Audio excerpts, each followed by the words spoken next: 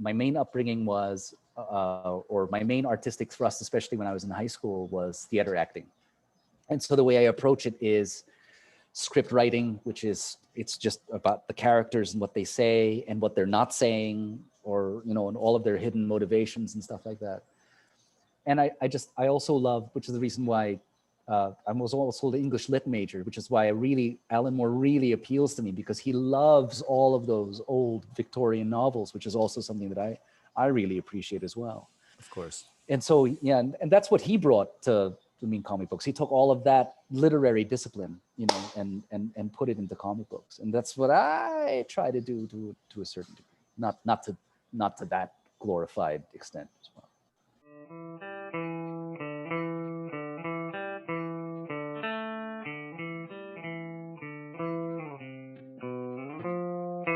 Welcome back to the Comics Cube, everyone. Today I am with Paolo Fabregas, creator of the Filipino Heroes League. Hey, Pao, how are you doing? Hey, Doi, I'm great. Thanks for having me. Of course. You produced one of the most well-known Filipino comic books of the last decade, the Filipino Heroes League. Wow. If you were to give an elevator pitch for the people who don't know it, what would the Filipino Heroes League, what would it be? The elevator pitch would just really be, I guess, one phrase. It would be third world superheroes.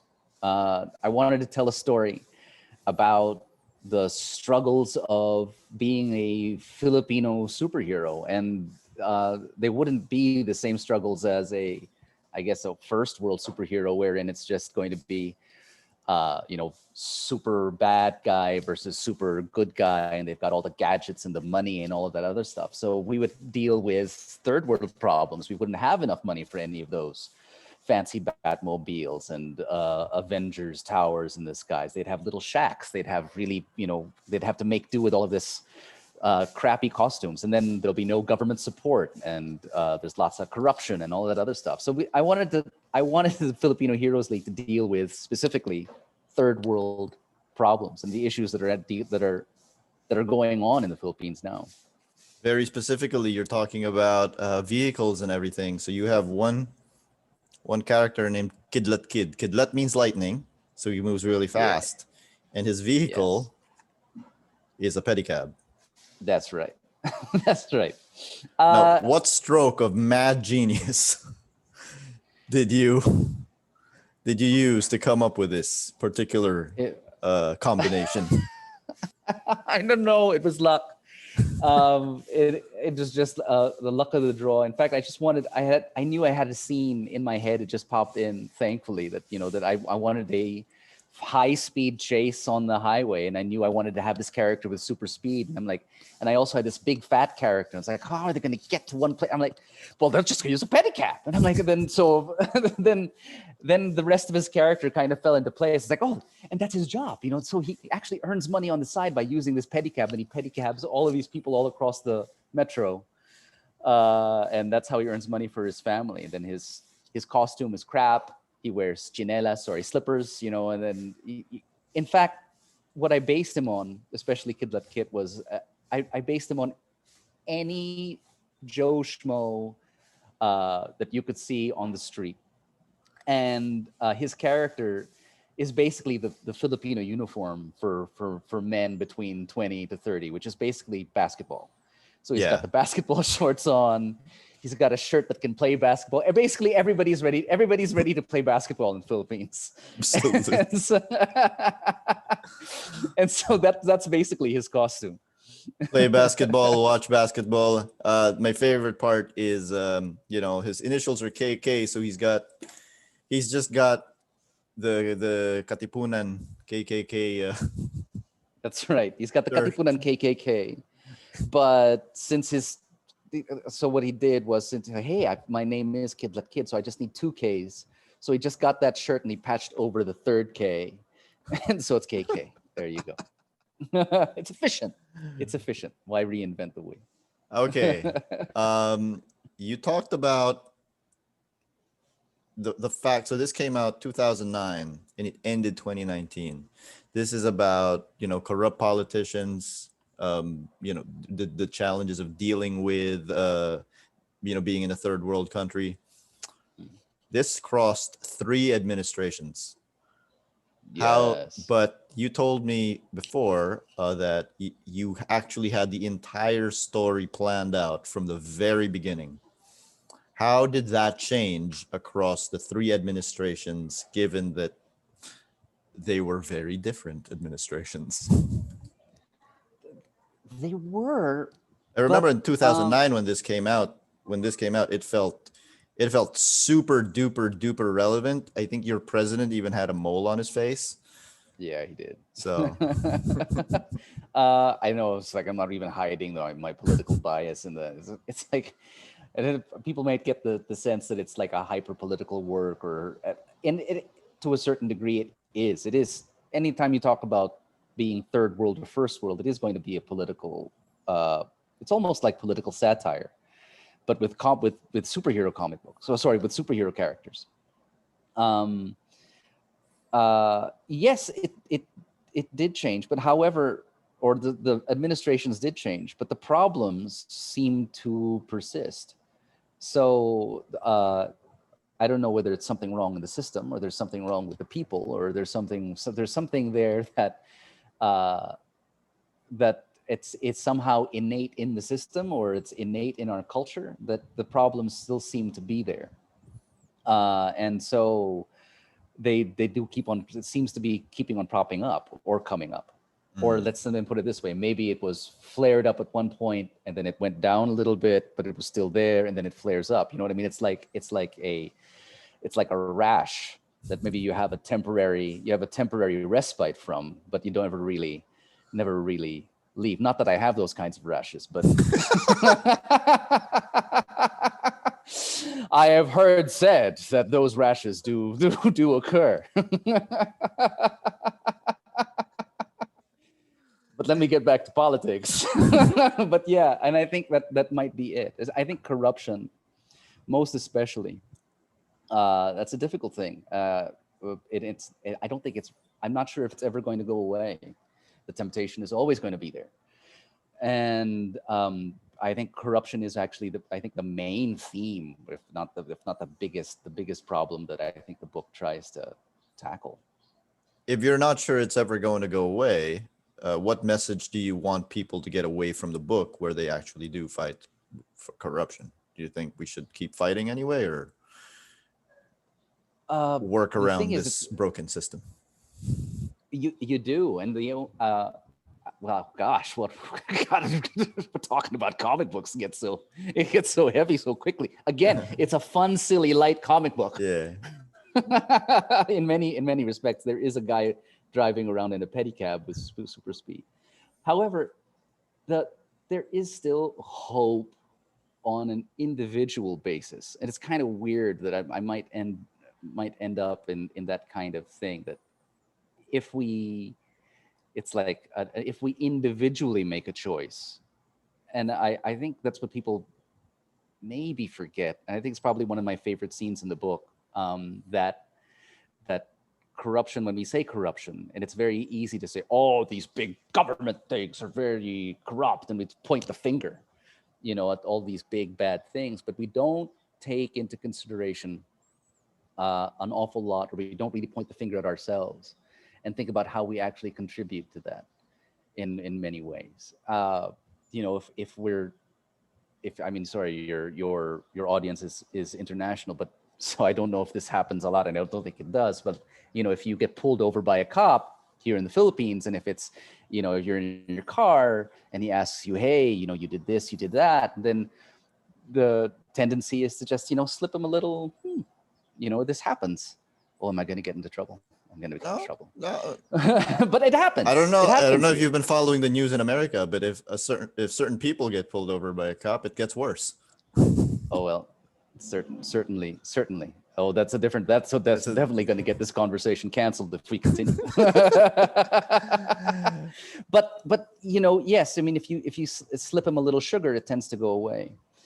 And the issue there really is then, that's also your personal responsibility. How do you contribute? As several main characters, we've already talked about Kid Let Kid. I believe aside from the the regular Filipinos that you see on the streets who are ready to play basketball, you based him off a friend of yours. Yes, I did. One of the things that Filipino Heroes League was brainstormed or right next to Ian Santamaria, who's an amazing artist, an amazing comic book artist, and now is designing in Lego. I don't know if you've interviewed him yet. Have you interviewed him yet? Yeah. Okay. So an amazing guy, and so he was a really close friend of mine as we were brainstorming for these for Kid Let Kid. So I'm like, oh, he's Kid Let Kid. So I kind of based Kid Let on him. In many respects, actually, a lot of the characters that are in Kid, as is always the case when you're writing, you just look around you and then you look at, there's so many characters around you, just, I like that guy. And then put aspects of him into another character. You and I went to the same high school. You're a few years ahead of me. But I wanted to tell you this story. Before I moved to our high school, the school I went to is actually the school Ian Santamaria graduated from. That's awesome. I was interviewing him and he was telling me where he graduated from. And I was like, wait, what?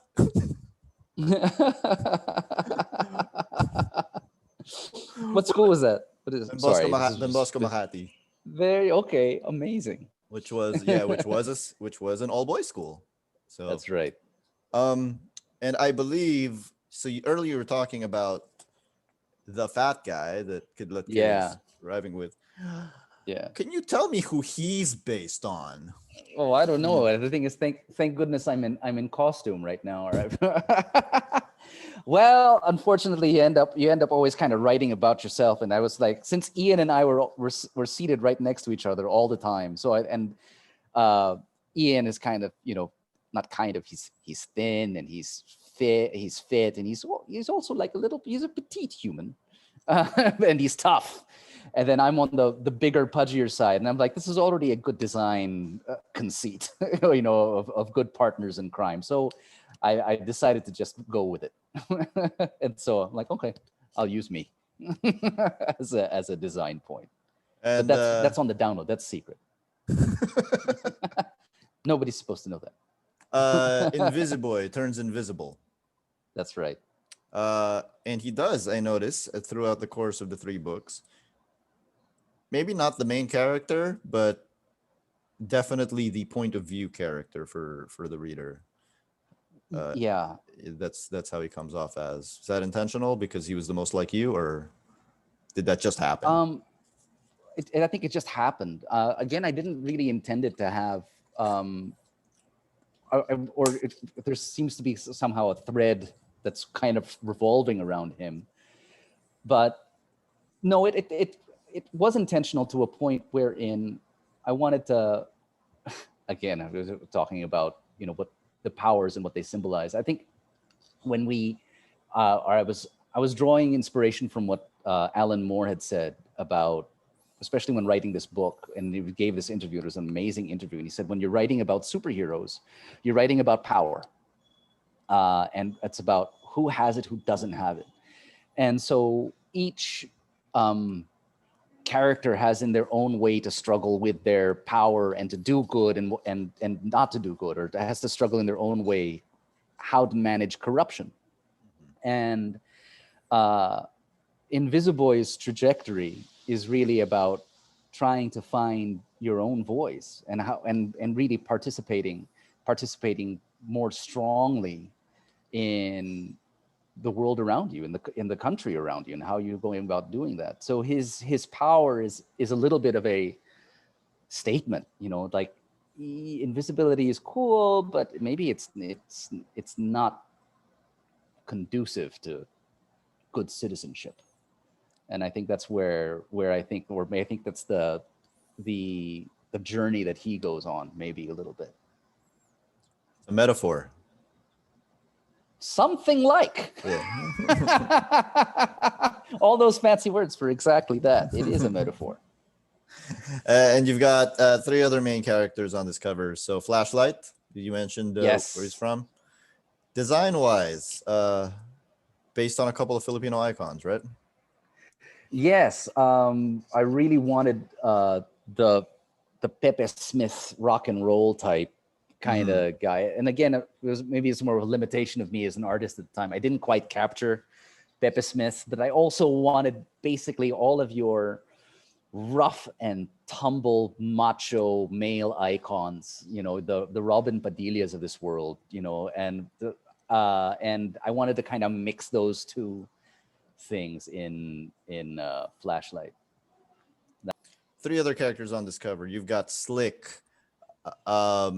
His whole point. So this one is a little. His whole power is making things slippery. How did you come up with a power like making things slippery? Yeah, this was one of those powers that slowly developed as I was especially writing the second story and the third story. But making things slippery. Again, I was just thinking of just dealing with a guy who is schmoozy and slimy and all that other stuff. A guy who knows how to deal with the underworld and tries to get into these slippery little deals.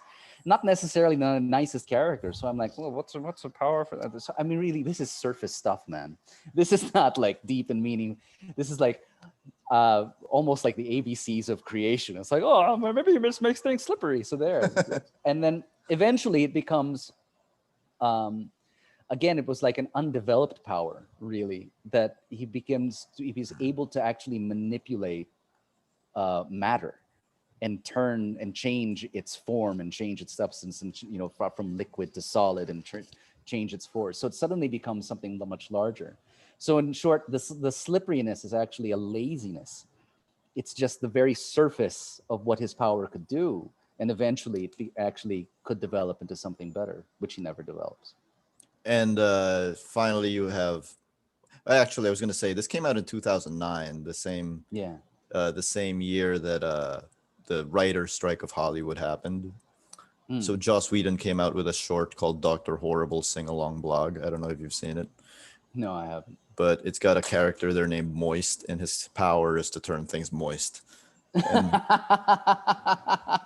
like, see, great minds think alike. I like it. Okay, great.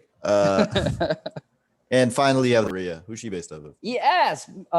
Well, Maria it's kind of based on my loving wife, and and I kind of wanted to have that's kind of a weird way. I wanted a strong female character. In many sense, she is in fact the leader of the group. But I didn't want it to have a strong female character in the sense of many strong female characters are strong only because they kind of resemble males, and in effect that they do things that males can do, and I wanted her to still be feminine and be powerful in her feminine ways. I think that's another aspect of Philippine society is that we don't mind following women, or we don't mind having women be in charge or be in control. In many respects, look, women are in charge of the household, and the household is the most important part of the Filipino society. There's the home is it, and at home, woman is queen. And I kind of wanted to give that kind especially of grandma. sense. Oh, you bet, right? Grandma is like, whoa, man, don't mess with grandma, right? Lola is it. And yeah, when people ask me about, when my non-Filipino friends ask, when we talk about things like sexism and misogyny, I'm like, well, the Philippines is weird because, like, if you ask me if we're sexist, yes and no. Yes and no is correct. I think because I think we at the same time we appreciate what women are, and we don't mind that is powerful in and of itself. They don't need to be masculine to be powerful. Maybe Yes. that's the whole thing. I think a lot of female characters I've noticed are written in that way, which I find is a detriment to, well, anyway, what I think women can do and offer in their own very feminine way, that kind of power. And in Philippines, we have no qualms about it. You can be feminine and be incredibly powerful. and you don't necessarily have to play the masculine game. It was funny. We just went through a leadership team meeting in my office. So for those of you who don't know, I work in advertising during the day. That's why your elevator pitch was so quick. Yes, because you need to squeeze everything in 30 seconds. And we went to a leadership team, and I think there was like 20 of us there. This is the leadership team of the entire company. So our CEO was male, and our chief creative officer was male. But then so I think we were like just basically maybe about seven men, and we were outnumbered by like 15 women or something like that. So, and then one of the women actually said, it's like, wait, should we do something to empower women and to really, strengthen them, to give them a voice? And then my boss looked at her and I said, like, I don't think that's the problem here, as evidenced by this room. Because again, we were surrounded by powerful women. Women in power is not an issue here. And so even putting a female character like Maria, who's, I mean, basically her power is mind reading, which is an incredible power. So anybody who can read minds will definitely be in a leadership role, whether you like it or not. Of course. Just by the simple fact that they can coordinate all these thoughts. You know, I was looking through these books again because I was like, did I forget Maria's code name? Does she have one? You did. She did. It was called Commander. She didn't. I thought that was a joke. No, it was given to her. She's like, okay, I'll accept it. It wasn't a joke. It is a joke, and it also is the real thing. She never really developed one. It was given to her. I'm looking through it, and I see I see them calling her that, and I'm like, no, that can't be it. And I look through all the rest of the books, and I'm like, that's it. I'm like, that can't be it. I think her name is just Maria. I accepted it. It is. But that's the thing is, eventually it gets dropped. It's because I don't know if the joke had run its course. I do like that is true. It is true what you're saying, that we really don't have a problem following women. All of my bosses, since I moved back to the Philippines, has been a woman. I've never had a male boss. I'm kind of glad for that because I think I would fight with them. You're talking about the plot twists that you took. I mean, the twist that you took. So you basically said this original idea was third world superheroes. So what you've got, and you've mentioned things like the pedicab and the shack, but where it really turns for me, where it really hits me that you really thought this through, was these guys versus these guys. Yeah. There's a stark visual difference between the Filipino Heroes League and the Republic Heroes. Yeah. Can you talk about the train of thought that led to these visual differences, and just basically how you designed them, and how that was reflective of the initial idea that you had? Well, again, when I was thinking about Philippine society in a very broad sense, I mean, do I have any right to speak about it? But if you just make a very basic observation of the stark differences between the rich and the poor in this country, and the struggles of the rich versus the poor. Now, not saying that the Filipino Heroes League, the FHL wanted to, or symbolizing in many respects that struggle. You try to do good. But your sources are really, really limited. And on the other hand, you've got another section of society that's so incredibly wealthy.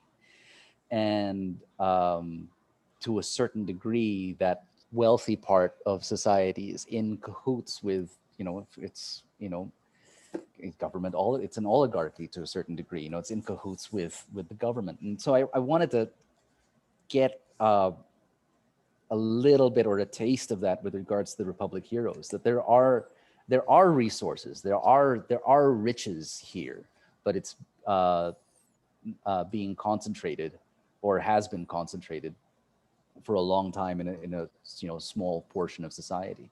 So that's what you see suddenly. That's gigantic contrast of people who are struggling, and then suddenly boom, you've got this high-tech gear, especially with the Republican. He's basically got the Iron Man armor and the Batman armor going on, and stuff like that. And so these people are highly funded, and they're incredibly good at what they do. They're highly trained, and it becomes a question as to where the heck do they get all of that. You sometimes wonder a little bit, when you don't have to wonder. I mean, some of our politicians are driving around in Lamborghinis, and then they're passing around with Porsches. Oh, I'm going to be in so much trouble. But it is a little bit of Leave that. your comments below for Pao, not for me. Oh man. Oh man. Don't worry. Why couldn't I just write a fluffy comic book? Anyway. Don't read this comic book. Nobody read this comic book. Everybody go home. So, gosh, what other topics can we talk about that'll get us canceled? We've talked about politics. We've talked about no. See, the thing is, I want to ask you a personal question. You have a question because you're talking about poor versus rich. Pao, you're not exactly, you're not exactly in the lower socioeconomic class of the Philippines. No, I'm not. How was it? Was it weird, kind of putting your group, your socioeconomic group, in the antagonist's role in this series? I don't know. It wasn't weird, again, because I have no qualms about pointing the finger at myself, and again about how I'm complicit, and how we all are.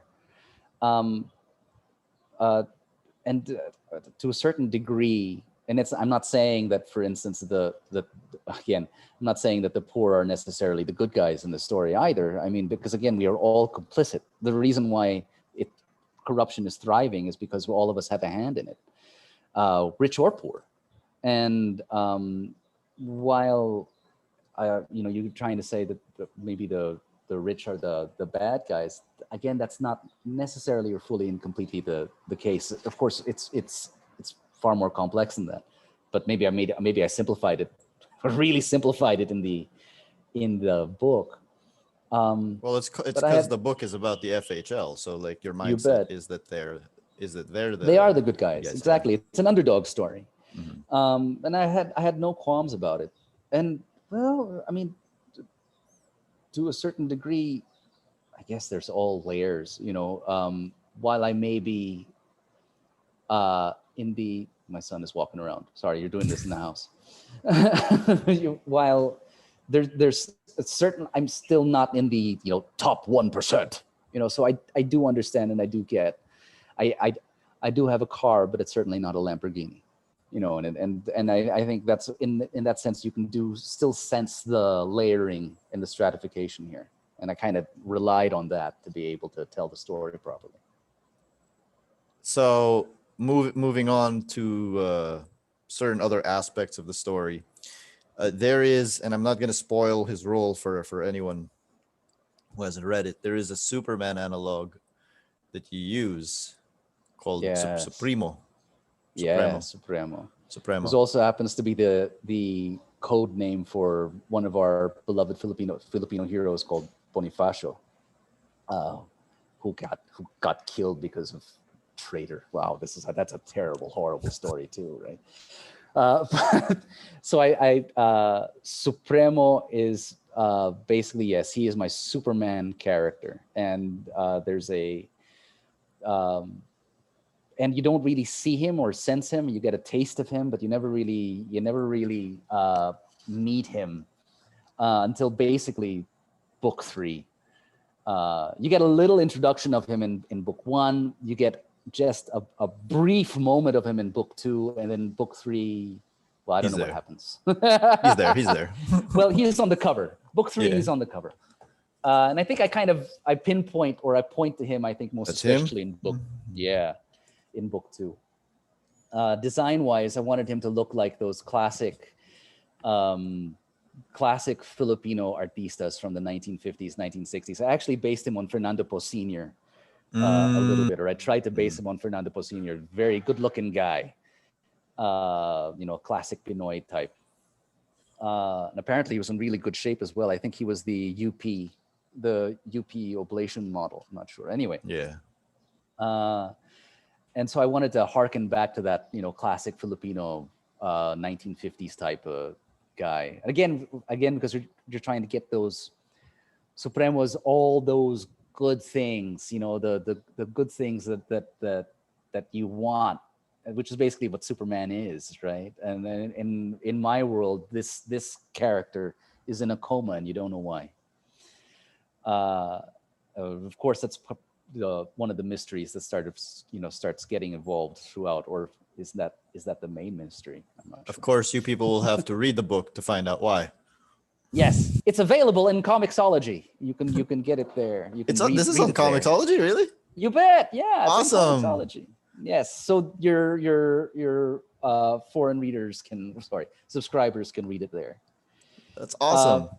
It is. In fact, the whole process of getting it on Comixology I thought was like, oh gosh, I hope I don't get rejected. And then they said like, yes, please, we would like to have your comic book. So it's up there. Book 1, book 2, and now book 3. Have I put up book 3 yet? Maybe I haven't. Maybe I should. I'll just point out book 3 is almost as thick as 1 and 2 put together. Yes. Yeah. Almost as thick. That's kind of also because I wanted the book to end. I was reminded of to get it over with.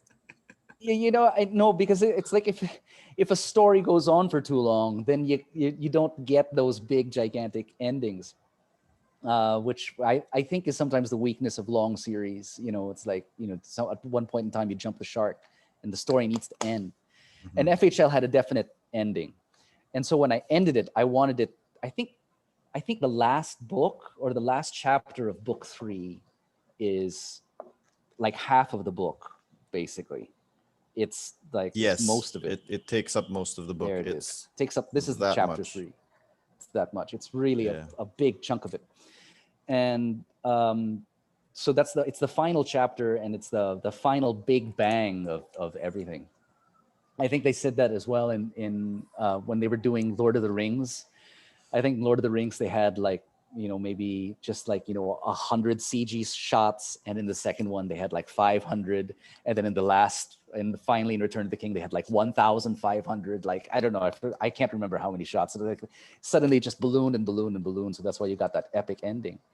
And I think it's the same thing that happened here in the Filipino Heroes League. I realized like, oh, this deserves a big page. Oh, this deserves another. Oh, this deserves 2 pages. Oh, I got, boom, boom, boom. I started hammering it home in the end, and felt good. It's a good thing you work digital, because you would have run out of paper. That's true. I didn't really even. The thing is, when I wrote it, I don't have this discipline as well, because again, I was a rookie writer at this point in time, and so I didn't have the discipline of the 20 pages, 20 pages, 20 pages, 20 pages, which is, I think, when I read now comic book scripts. Have you read comic book scripts like raw, and when they're just writing to the to the artist? To the artist, yeah. I mean, they look different per writer, obviously, but yes, it's all different. But then what I realized is like, oh, it really is a discipline, this 20-page thing, which is now what I'm trying to do now with my this new project that I'm working on. I wanted to have like each 20-page issues and try to tell the story within 20 pages. What I realized, like, why it takes so long for it to come out is because you have to wait for here 120 pages here. Or is this 120? I'm not sure. I forget. Let me see. There you go. 120. The next one was 150. And the next one was 300 pages. And I couldn't pace them in that sense. I'm not sure. There's strengths and weaknesses to both. But this was supposed to be written as a graphic novel and not as a serial anyway. So it was supposed to go like that. So it's fine. Yeah, it depends. I guess it depends on what you're doing. Yeah. Do you know Craig Thompson? No, I don't. Blankets, Goodbye Chunky Rice. Yes. Habibi. Okay. I'm sorry. Yes, Blankets. I did. Yeah. I did read Blankets. Whoa! What a gut-wrenching story. So he's doing. So you know how he's always doing them in graphic novel form first. and he just now he's doing single issues. Oh, wow. So it's the same process that you're going through. He's doing single issues, and I'm like, okay, whatever works for the story, right? I guess as well. And then now what I realize, even for me, again, because I do comic books on the side, what I find nicer and calmer this time around is that I don't have to work in 120-page chunks, or 300-page chunks. It's like, oh, I can't release it until 300 pages. Now I can actually think in serial format and go, oh, I just need to reach 20 pages. 20 pages is far more reasonable. Sorry, I also draw the stuff as well. So yes, so 20 pages is a far more reachable goal. And it's something that you can say, hey, maybe I can finish that in 30 days or something like that. It's a possible thing. Do you actually write a script for yourself before you do this, before you draw? Yes, I cannot not write a script. So as I said, I think my process is that I can't not write without an outline. Of course, I mean, I guess my metaphor is always like that. The outline is like you planning a trip. It's like you planning the journey. It's like, okay, hey, I'm going to go to Rome and I'm going to see this. I'm going to see the Colosseum. I'm going to go to the Vatican and I'm going to, all of these museums and all that other stuff. And then the writing of the story is actually you going to Rome. And then when you're there, it's like, oh, I didn't see that cafe, or I didn't see that thing, or I didn't plan on going to that. Then suddenly there's other avenues that you didn't think of exploring. You still have your main route, right? But then there's, oh, wait. There's other opportunities to go through. Every time you go anywhere, right? Anytime. It's like, oh, anytime. Yeah, that place is cool. Hey, and before you know it, you're out of time. Exactly. So that's why I need the structure. I need the structure to be able to, so that I know when I'm going too far away from my path. I need the outline.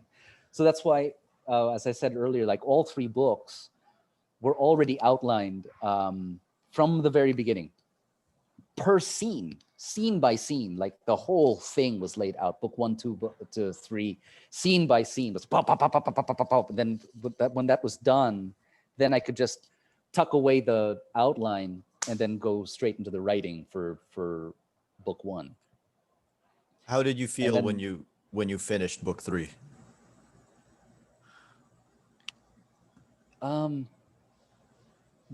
Not as satisfied as I thought I would be, in a very weird way. I'm very happy that I'm finished, but I think I expected this feeling of I'm done, da, da, da.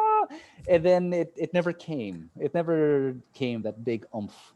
It was just more of like, oh, that's done. Oh, I'm still hungry. It's like it was a weird sensation, which is probably the reason why, again, I'm writing again, or I'm drawing again. You realize that, oh, is this an itch that is never going to be scratched properly? And again, that was a strange feeling. Either that, or we really aren't designed to be satisfied in this life, and that's just the way it is. And then, that's like, I think it's more of that it's like you realize that it's never going to stop. That maybe even after I had written this next story, there'll be another story that maybe it needs that I'll need to tell. Very strange. I mean, I am proud of the accomplishment, but at the same time, I had no real sense of it's done. It was just kind of, oh, I hope that doesn't stop people from writing. You mean I won't be happy even if my story is finished? You'll be happy. But there's a story I read about somewhere about like this guy who's a football player who like dreamt he got into the NFL, and he was like really like, yes, I'm in the NFL. And he got his paycheck, and all his life he wanted to buy a Lamborghini, and he bought the Lamborghini, and then he got the Lamborghini and goes, oh, is this it? There is that one line from Neil Gaiman's Sandman, which is the price of getting what you want is that you got what you wanted. Yeah. It's true. It's weird, and it's in a weird way. Again, like, oh, there's something more still. Oh, there's something more still. You're always going to be hungry. Turns out it's not exactly the thing that you wanted. It's just on the way to getting there. Yes, and you're not yet there. Again, well, I guess now we're getting into like philosophy, but no, I don't think we're designed to be satisfied in this world. I mean, if you want to get religious, the only place you will get satisfaction is heaven. Or if that's the Roman Catholic point of view, or if the Buddhist point of view is that no, you're never going to be satisfied at all. So therefore, you're supposed to destroy the ego and disappear into the universe or something like that, which is also very difficult to do. But yes, No, really. So that now going back to what we were talking about, which is the book. When I finished, again, it was that sense of I thought I would be satisfied, but nope, not yet. Let's talk shop a little bit. Who are your main influences, both writing and artistically, just cartooning, everything? Man, writing for me, I think there's no greater influence than Alan Moore in terms of how when I grew up, I had two books. When I was growing up, I had two books, which I had read over and over and over and over again, which I totally loved. And when one was Alan Moore's Watchmen, and the other one was Frank Miller's Dark Knight Returns. The Watchmen one, I liked simply because of the layering and the depth, and and how seriously he treated it. And again, it was one of those things that I really appreciated in my youth, but only understood when I was older, because I kept on, it starts off with the death of the comedian, and it only dawned on me in my older age that that the comedian is just another way of saying the comic, and so it starts off with being saying that the comic is dead. The comic as you know it is dead, and this is now the new way of telling comic book stories. And that really is what Watchmen is at the end of the day. It's a beautiful piece of work, and that's why it doesn't work as a movie, because it's not about movies. It's about comic books. And it's about how you tell stories in the comic book genre, which is why the ending of Watchmen is so amazing. It's like, this is not some stupid villain that you're talking to. I've done it. I did it already. This is not the story that you're going. The comic is dead. Wonderful. I love it. Yeah, when they came out with a movie, it was just like this. I was like, this is just a frame by frame adaptation of the book. Yeah, exactly. Which is that's why nobody does a frame by frame adaptation of any book, because it's just stale, and you've already seen it. Yes, you've seen it already in your head. So what's the point of seeing it, move? Have you seen the new HBO series? No, I didn't. I didn't go. Again, because maybe I'm a little bit more again because I'm such an Alan Moore fan. I'm like, yeah. Why? There's not a lot of like new things that I do watch. Did you watch it? Did you like it? Yeah, it's what I thought the adaptation should be, because like exactly it's what you're saying is like, this is comics and this is a new way of telling a comic story. I feel like it did that for TV. Okay. So it tried to do that. Okay. It tried to do that, the same kind of structural play and the same kind of, you plant something in episode 1, it pays off in episode 5. So that kind of thing that they were doing, and also like lots of flashbacks and putting it together. So there's also I feel some like it was trying to do there. The same thing, yeah. Okay, because like for instance, in Watchmen, I think one of my favorite chapters in Watchmen is John's Mars chapter. Mm-hmm. And that's just a chapter. That's only something that can be told in comic books. Agreed. Right? It's just you're flipping back from one image to the next, going back and forth. If you try to do that as an episode, like, you'd go nuts. They did do that. They did that in the movie. I know, but I don't know if it worked as well. But like that's exactly what you're saying. Is like, you in the movie, when you're watching, you can't just look back at the previous image. But that's a big part of Watchmen, of that particular exactly. chapter. You go like, oh wait, oh no, I did that. Oh, that's the whole fun of it. Anyway. Yeah. But that's not necessarily how I told my comic book. I realized that my comic book, again, the way I told the story, one of the reasons why I love Dark Knight Returns was how cinematic it was in a way. Mm-hmm. It's because when you read Dark Knight Returns, it's like you forget that you're reading a comic book. There are points when you appreciate, of course, the art, and then I love all that, those squiggly lines that Frank Miller does. But there are times when you're just reading it and it's just this movie in your mind, that you're just totally absorbed. That's one of the things that I appreciate, which is one of my modern heroes now does really well, which is Robert Kirkman. Which I totally love his Walking Dead series, which I stopped after they left the first prison because I couldn't take it anymore. It's over now. Oh, he finished the series. He randomly finished the series without ever announcing it. All of a sudden, he released an issue, and it was like, it just said final issue. I was like, what? Oh, okay. But I do think I really have heard a lot of people saying, both for the show and for the comic, that a lot of people jumped off because it was just getting too intense. Yeah, it was like, I get it. I get it. You know what I mean? I got the point already. Like, whoa, that's just how terrible it was. Just a little too much, yeah. But yeah, Robert Kirkman, good pacing. Excellent pacing, awesome pacing, lovely storytelling. He appreciates silences. So many frames where nothing is said. It's just done visually. Really, really good stuff. And I don't think I had seen that a lot recently. Again, to a certain degree, there's a lot of dynamism, or people want to be very experimental. And I say that I don't know if that goes anymore, or have been for quite some time with their framing. It's like, oh, geez, you're changing the framing and it's moving it all around and stuff.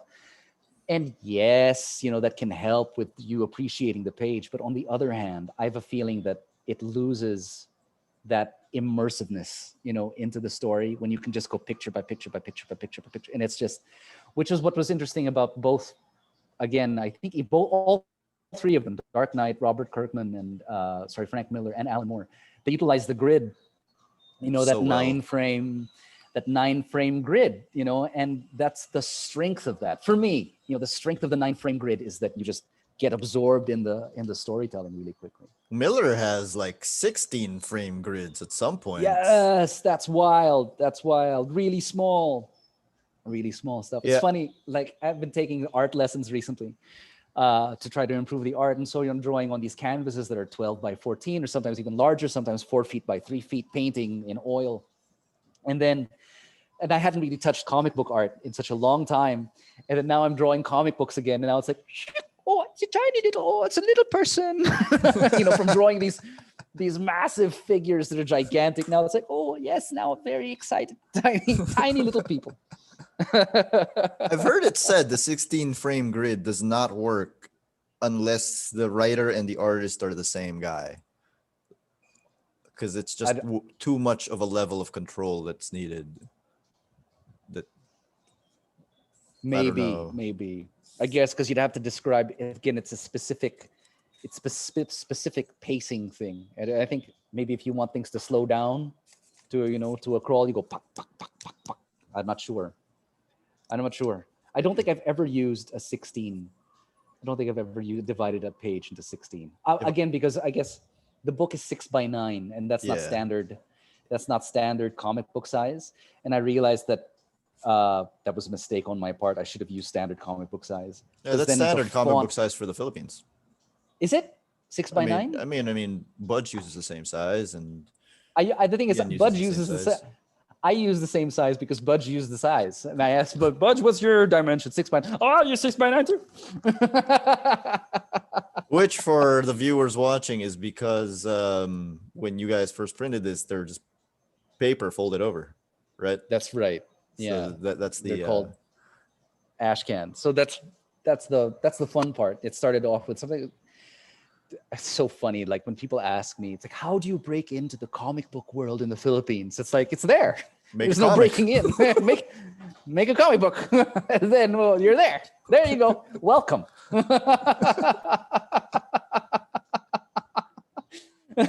Oh, there's no money. So yeah, that's it. Because there's no money in it. You can just walk right in. How did you feel your art style changed through the 3 books? Terribly. Terribly. I feel awful about it. Well, again, I, I'm so happy and sad. I'm happy, sad. I'm happy that I started the comic book, uh, and I'm also happy that I was incredibly naive about thinking that I could do this thing. You know, looking at my art in the first book, it's just it's all kinds of bad. I mean, just simple drawing mistakes. You know, already like even now my son is looking at the drawings that I did, and he's 10. He looks at the drawing the first like, Papa, how come one eye is this way and the other eye is that way? I'm like, oh, never mind. Skip over. So there's drawing mistakes all over the place. And there's lack of discipline as well is what I noticed as well in the first one. And it changed because I tried to exert discipline on myself. And when you do that, there's like a growing pains in your when you're trying to incorporate new knowledge into your art. And then I think you see that struggle, especially through book 2, which I don't even want to look at. Things start getting a little better for me in book 3. In the start or in the beginning of book 3, most especially, I like the art in the beginning of book 3. I know pretty much also the rest of it is all right, but in the beginning of book 3, most especially because I started doing a redraw. I had finished book 3, and I was like, you know what, I wanna do everything again, because I was just so unhappy. And I started doing, I think maybe the first 20 pages, and then my publisher said that, hey, we're closing down. This is going to be your last book. Your book needs to be in before we close down if you want it printed with us. So I said, screw it. So I just pick and chose parts that I didn't like in book 3, and then I lived with the rest. Also, because when I tried to improve the drawings that I had done in the previous frames, I realized that the improvement wasn't much, or if none at all. I realized that my skill wasn't up to where I wanted to be. And I don't know whether, again, it's one of those eternal artists never being satisfied with their work kind of thing. Maybe it's a little bit of that. I'm sure it is. Have you ever heard of the saying, perfect is the enemy of good? I guess. I'd never heard of it. Perfect is the enemy. I thought perfect was the enemy of finished. I've heard it's the same thing. Okay. Wait, I get it. Yeah, the other one is deadlines exist for a reason. Yes. And I think that's why, the reason why as well, even my publisher said, like, get it in. I don't care. I'll get it in. Fine. And then again, when taking art lessons and you start listening to art teachers, because I'd never really taken art lessons in my life, and taking art lessons to art teachers, and they said, look, this is hard, and there's a reason why artists go to drink. And then do those. There's a reason why. This is a very, very difficult thing that you're trying to do, and you'll never ever be happy, ever. But now you're working on a new book, and yes, you're not. What can you say about your new book? Well, it's different now because it's a historical book. It's kind of weird. I've been researching. It's a huge jump. It's a huge leap from what I've been doing now. Well, this was very local. This one, I don't know, can I say it? Should I say it? It's going to be out anyway. What's the point? It's actually about. Why am I struggling to say it? It's about. Have you heard of the Battle of Lepanto? Again, it has nothing to do with the Philippines. It's kind of a weird topic, and it's something that I've been researching on for like maybe 2 or 3 years. And it was one of those things, again, you don't even know you're researching your new book. And then it's like, oh, I'm interested in this. And then you pick it up. The Battle of Lepanto is probably the most important naval battle in history. And it's something that we've totally forgotten. And it's when the Ottoman Turks, it was in the Mediterranean, it's when the Ottoman Turks had amassed this massive fleet with just one purpose, which was to take over all of Europe. It was in 1571. And as a response, this league came about called the Holy League. And it was an amazing thing just to put it together. And there's all kinds of great characters in it. You've got the the bastard son of the emperor who's leading it, who's also 21 years old. And you've got sacrifices on both sides. It was a bloody mess. And what a wonderful story that nobody knows about, I thought. So weird. Again, it's one of those things. I don't know if anybody's going to read it, but what the heck? So it's history. It's not historical fiction. It's history. What do we mean? I mean, like based on history. It's based on yeah. It's based on history. So again, that's why I think the reasons why suddenly I was able to write the outline so quickly was that I had researched it for so long. Also, I can see your eye looking up Battle of Lepanto. Man, it is an amazing story. The thing is, it's galley warfare, and it's one of the biggest naval battles ever. And it was basically the naval battle that stopped the advance of the Ottoman Turks. I'm sure historians are going to into Europe anyway. So it's whew, no, fun. And it's great. It shows the diversity of what you can do in comics. So yeah, and I think going back to your influences. Yeah, and so ultimately that's what I didn't want, or I felt like I've told this story already. I didn't want to do another superhero book, and it was just something that appealed to me. There was one particular, I don't know if you've heard this guy called G.K. Chesterton, an amazing poet, and he has a poem called Lepanto, and it was a very popular poem at the time when it was written during World War I. And it's filled with bombast and bravery and alliteration and it's a lot of fun stuff. And so I kind of wanted to, it's like, this is a fun story that nobody knows about, and people should. That's awesome. I'll look forward to it. I like historical comics. Okay, cool. Yeah. Cool. Well, what I want to do, again, it'll be different from what I had done previously. Instead of waiting for one big comic book, it's actually going to be 20-page issues. So and how many serialized. 20-page issues? Oh gosh, I didn't even count that yet, but I have them all counted out. Sorry, because I've done already. Oh, you've planned it, but you didn't do a count.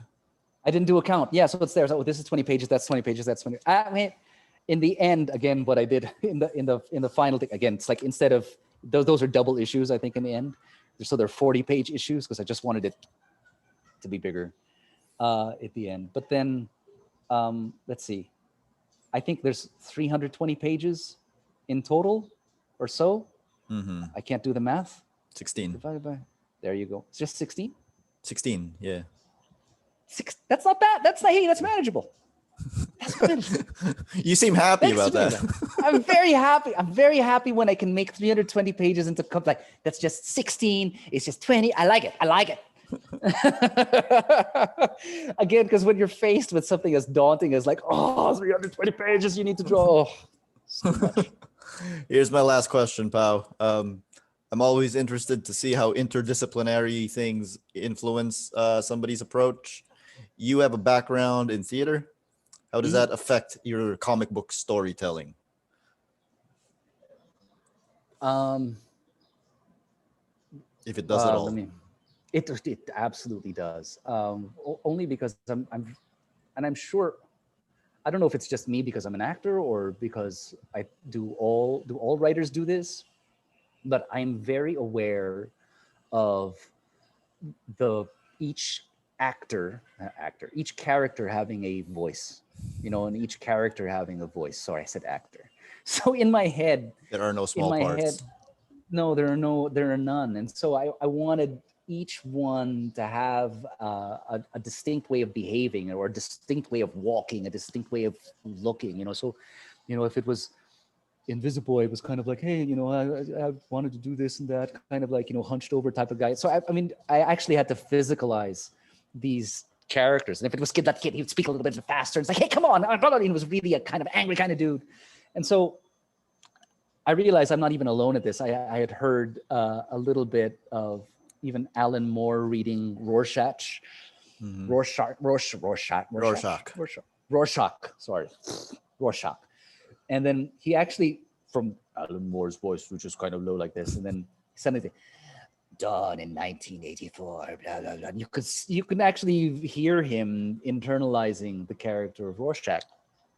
And uh, uh, and I think that's what all writers do to a certain degree. But me, I wasn't trained as a writer.